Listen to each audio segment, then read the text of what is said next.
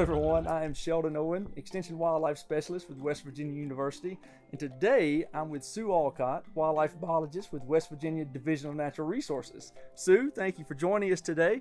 Sue, what is your favorite thing to do in your job?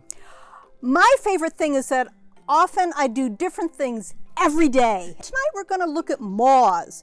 Everybody has seen a moth, right? You see them on your windows at night, you see them flying around your porch light, and we're going to take a closer look at them and sort of discover some things about them.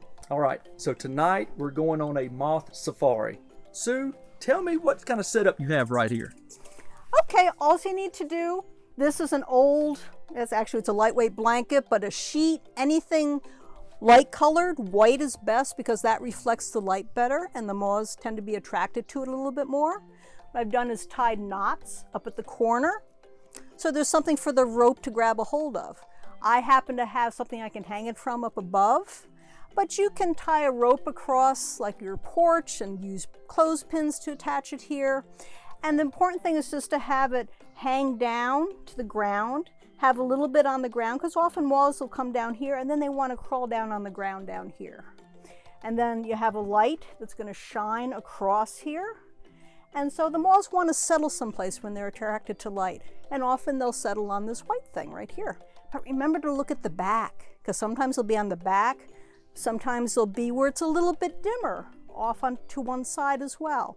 So you have to look all around to find the moths. And there'll be little tiny moths, probably a lot of little tiny moths, but also bigger moths, and moths with colors and patterns. They're very interesting. All right, we've set up a sheet with a light on it on the back porch. We've also set up two screens, which are very similar to a white sheet with lights projected on them out in the woods and also in the backyard. So we've got different vegetation types that we're going to try to look and see if we can draw in some different moths in those vegetation types. A lot of our wildlife species across West Virginia, including the moths, are found in a particular type of habitat. And so we can find these maybe in forests or in fields or around your house. So we're going to look in these different types of areas to see if we can find any difference in the moths that we capture. We're going to wait till it gets good and dark. I've got a handy dandy flashlight, a headlamp, a field guide, so when we find those, since I don't know anything about moths, hopefully this field guide will help me identify them. So you don't have to have a sheet or a specialized screen to set up to do this. You can just simply cut on the back porch or the front porch light, or just some external light, some outside light that you can leave on and see what moths come into it. So it can be just as simple as going outside and looking around a light to see what moths come in. So now I've got to go find Sue and my young naturalist and see what kind of moths are coming into our screens tonight. Let me introduce to you our junior naturalists who are going out with us this evening. First off, we have... Hi, I'm Cooper. I'm McKenna. I'm Alden. Three junior naturalists are ready, excited to go on a moth hunt.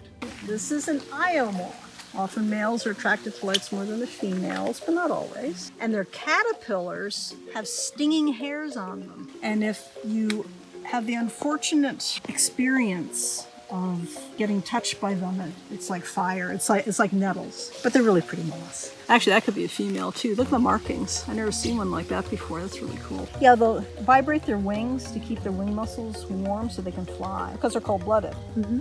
But moths often have a lot more, we call it fur. They're just modified scales to help insulate them. And here's one that we haven't seen before.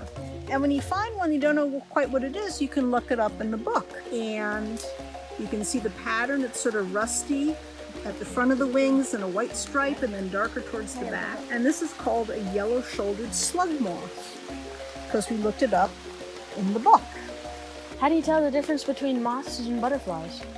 Okay, well, this is a good example. Look at this Io moth here. And number one, they're out at nighttime, and butterflies are pretty much only out during the day. So that's one thing, the behavior.